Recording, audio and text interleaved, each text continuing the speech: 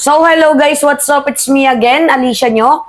At nagbabalik ulit para sa ating panibagong video. So mga minamahal, natatandaan nyo pa ba yung mga sinasabi noon ni Vice President Sara Duterte na abusado daw po ang gobyerno? Kasi yung issue na to is yung patungkol nga po kay Zuleika Lopez. Siyempre, nandoon si Sara Duterte sa facility kung saan nakadetain itong si Zuleika Lopez kasi naikanta na nga siya, 'di ba? Patungkol nga po na nag-request sila sa COA na kung po pwede, wag ibigay yung mga information doon nga po sa House of Representatives. Sabi ko nga sa inyo, mayroon pong oversight function ang House of Representatives para tingnan at humingi sila ng tulong doon nga po sa ahensya na yon dahil kailangan nga po doon sa House of Representatives in aid of legislation. Kasi sabi ko nga sa inyo nung nauna, hindi lang po in aid of legislation yung trabaho ng House, ng mga kongresista, kundi meron din po silang look over into the oversight function sa mga iilang ahensya na kakailanganin in case of emergency.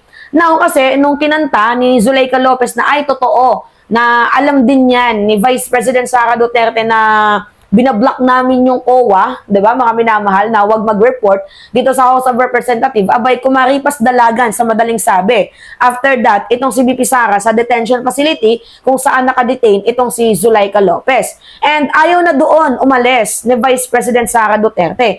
Tapos, nung sinasabi na pwede ka namang dumalaw, pero wag ka na yung magstay dyan. Dapat gampanan mo yung pagiging vice-presidente mo ng bansang Pilipinas. Ang problema, mga minamahal, abay parang nag-acting legal counsel. Itong si Sara Duterte, dito nga po kay Zuleika Lopez, ay hindi natin malaman na dahilan. It's either natatakot na ikanta siya ulit ni Zuleika Lopez or talaga nga namang merong gustong ipamuka sa gobyerno, which is talagang abusado daw po di umano ang pamahalaan na ito. So ngayon, ito mga minamahal, ipakita ko sa inyo yung balita. Ang ina na itong ating vice-presidente, no? Talagang nga namang ginamit yung kanyang pagiging VP para lang pagtakpan yung kasalanan ng kanyang mga kasamahan. Well, kung sa bagay, mga minamahal, syempre, siya yung punot dulo din ito kung bakit naka-detain din noon itong si Zuleika Lopez. Malamang, kailangan niya din protektahan. Yan kita ninyo mga minamahal.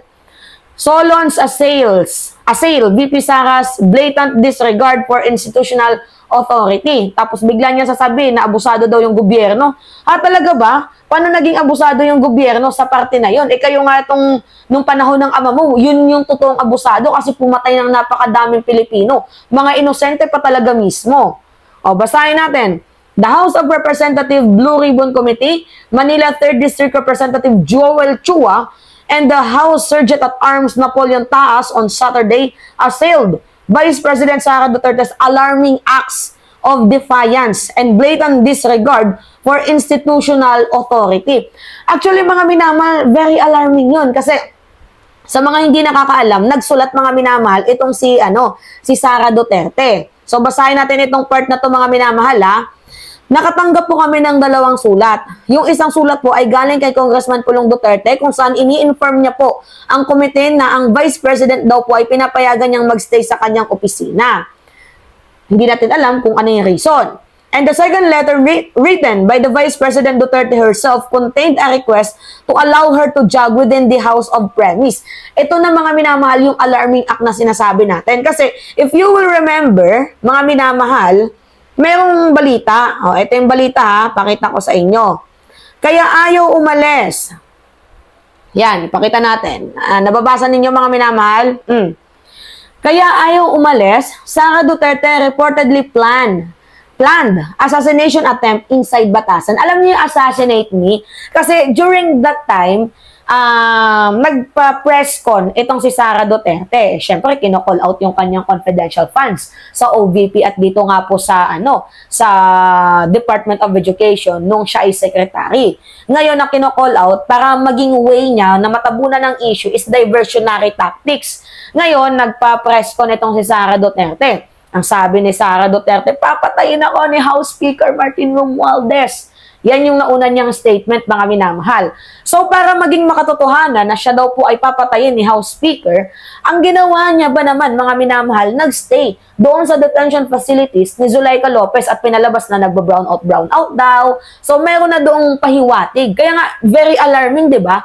Nang akala ni Sara Duterte, hindi matutunugan ng House of Representatives ang kanyang estratehiya. Lalo pat nagpaalam siya na gusto niya daw mag-jogging. In the first place, pinoprotektahan nga ng administrasyon si VP Sara mismo. Syempre, hindi natin alam na baka merong nagagalit kay VP, tapos biglang masuntok doon, or biglang may mangyaring hindi maganda. Talaga nga namang yung sisi talaga niyan sa presidente. Ngayon, natunugan nga po, mga minamahal ng Malacanang, itong plano ni Sara Duterte, yung assassinate me.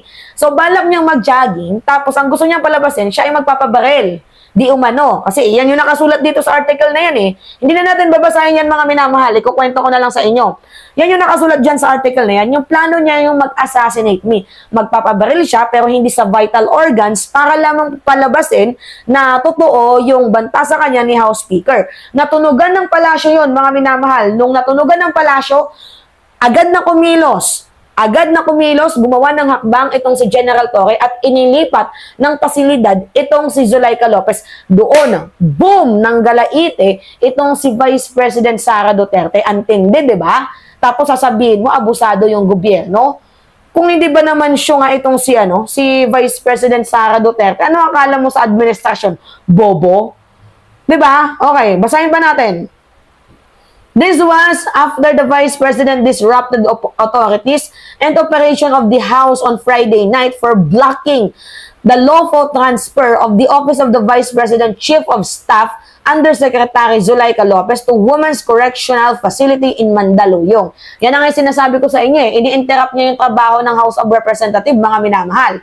In a press briefing, sabi ni Taas, noted that the House Committee on Good Government and Public Accountability, chaired by Chua, has resolved to transfer Lopez to Women's Correctional Facility following established rule and due process. However, the execution of this lawful order was directly obstructed by Vice President Sara Duterte, who took the extraordinary step of introducing herself as Attorney Lopez legal counsel and physically intervening to prevent the service of transfers order. Tapos bigla pa nating nalaman yung balita na di umano, itong si VP Sara Duterte ay magjowa daw sila ni Zuleika Lopez according kay Ramon Tulfo. Pero mga minamahal, mukhang, I think, pwedeng chismis yun or pwedeng real. Kasi itong si Sara Duterte, di umano ay meron ding basketball player na nagngangalang Jonathan Morales according kay Epifanio Labrador. So, I think mga minamahal, si Sara Duterte engaged both men and women. Pero yung punto dito, however, diba, whatever it is, ang punto dito, mali na ginamit ni Sara Duterte yung kanyang posisyon, mga minamahal, para nga po i-block yung trabaho ng House of Representatives. Biruin mo, vice-presidente ka, nagpapaka-legal counsel ka ng isang detainee. Diba?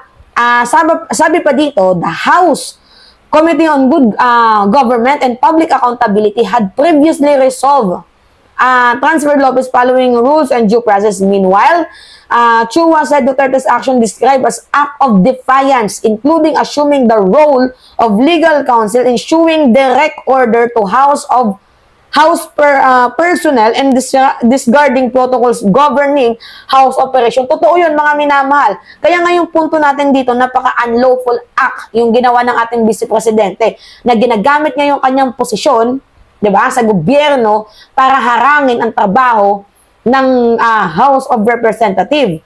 Ewan ko ba dito kay VP Sara? Syempre, mga minamahal, ipit siya doon eh. Ikinanta ni Lopez doon sa COA, 'di ba? Nung tinanong na may alam itong si VP Sara na sa letter na isinulat nila na wag daw magbigay ng information sa House of Representatives ang COA, 'di ba? Nagsulat sila merong nalalaman si Sara Duterte. Alam niyo naman na merong 25,000 envelope issue din si Gloria noon, mga minamahal. So talagang bistado na itong si Sara Duterte. Kaya nga sabi ko sa inyo, ganun katakot itong si Vice President Sara Duterte. Now, mga minamahal, ang punto kasi dito, I think talagang meron siyang gustong pagtakpan.